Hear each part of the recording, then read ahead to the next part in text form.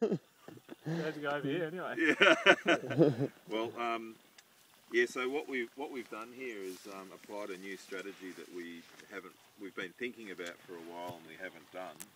So we've trialled it here for the first time. Typically, when we plant any trees in the past, we've keyline ploughed it and then over the rip line, we've cultivated with a power harrow or a rotary hoe, and that's been our, shall we say, organic method of weed control, although it's still using diesel but without herbicide, so it's a mechanical herbicide.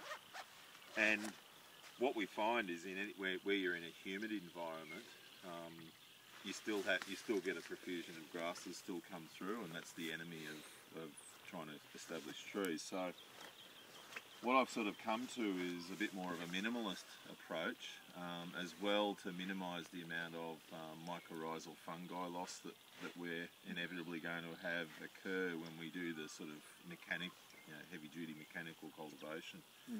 So we've keyline ploughed this paddock I think 3 times over the last 10 years.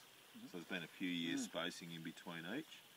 We did one last ploughing in autumn this year, just with the single beam plough, shanks a metre apart, and we just dropped the thing, so it went down the full 26 inches, so it was a rip as opposed to a subsoil.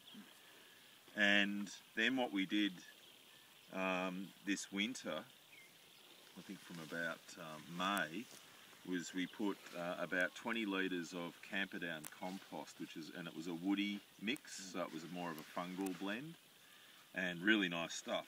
Now, really humic, it just coats your hands. So we put about 20 litres over a square metre, and then we got this cheap lucerne hay, and it's hay, so it's got other seeds in it, it's not straw, and we put 4 biscuits of that, so we're able to get 4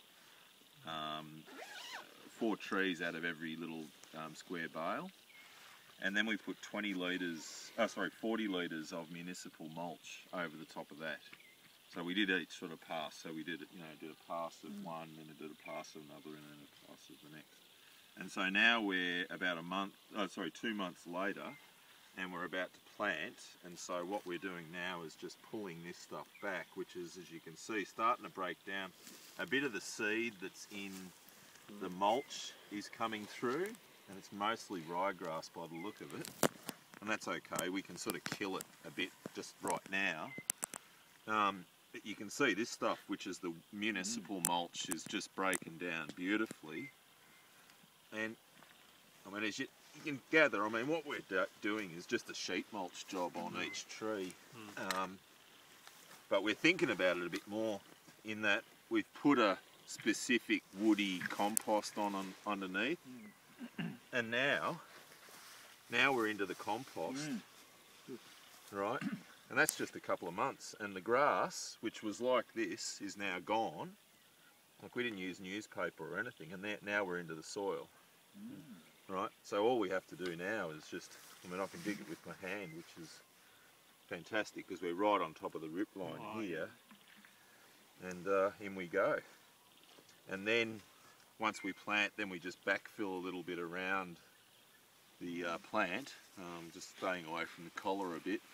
And I reckon what we'll have to do after that is we'll come back with maybe another 20 or 40 litres of the wood mulch just to finish it off. I'm debating whether it's better that we would use sort of a purer wood chip mulch, but we've got like, I don't know, 1,000 cubic metres of municipal mulch over there, so I think we'll just live with it, you know.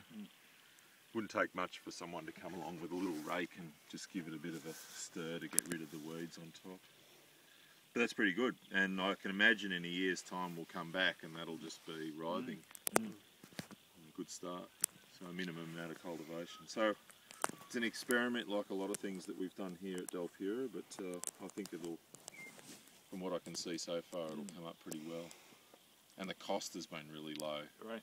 Like the bales cost, I think George got them for like $4 each delivered, weather damaged. The municipal mulch, he basically just paid cartage for. It was about $11 a cubic metre or something. It was not much.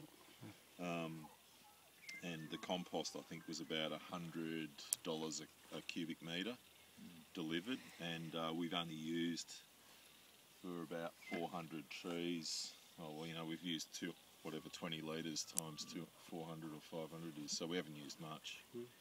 Yeah, and a bit of time, so which hasn't been a lot. Yeah, so anyway.